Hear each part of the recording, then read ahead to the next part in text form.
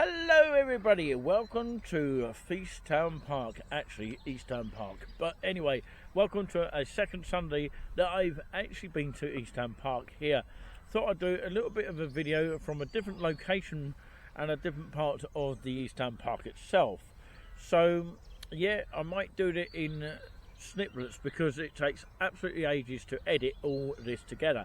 So of course in segments, that's what I'm actually going to be doing.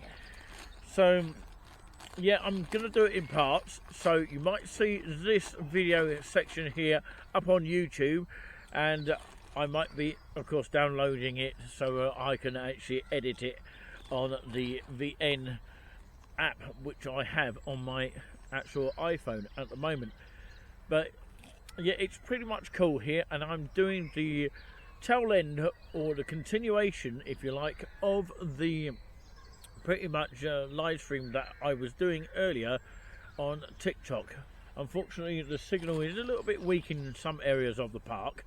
It's not too bad, we were able to get a signal, but it was slow basically, so it was not as probably as good as the Vodafone signal back at the other studio. But of course that keeps on going up and up in price as well, but we know what the cause of that is. But we don't need to go into details with that, but what we can say is that this is a lovely peaceful area. You can hear the beautiful sounds, and if you like nature, then of course this is the best way to relax here in this area of Suffolk called Easttown Park, which is literally on the outskirts, on the east side of Haverhill. That's why it's called Easttown Park. But yeah, there's also Westtown Park, which of course doesn't have a kiosk. That's the only difference. This is the only place near where we are situated that does actually have a kiosk, and only open at weekends and school holidays and bank holidays pretty much, and right away up to October.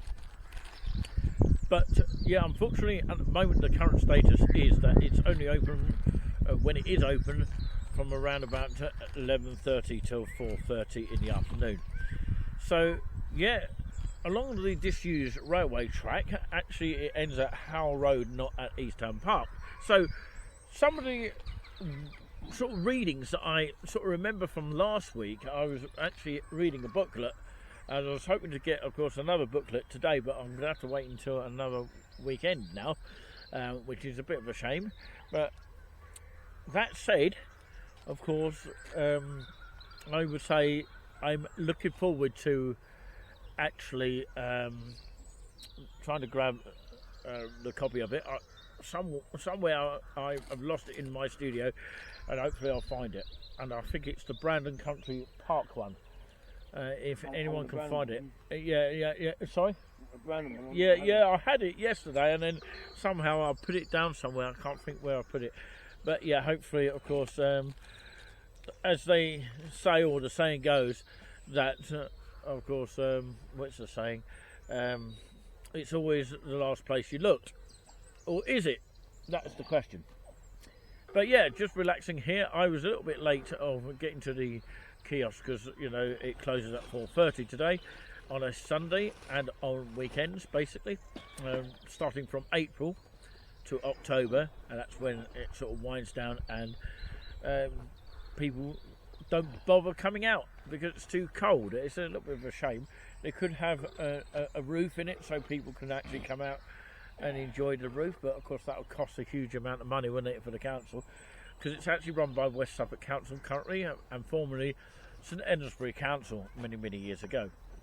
But I think they want to change all that, as well as have the 3 counties or something like that. I don't know when that's going to happen, but obviously not anytime soon. But also the kiosk is held just at the back of the voting polling station, which is used for polling station for Haverhill and Keddington rural areas. You know, that's what it's basically used for. Anyway, of course, let's cut to the chase and give you some cutting pictures of the area. Let's have a look.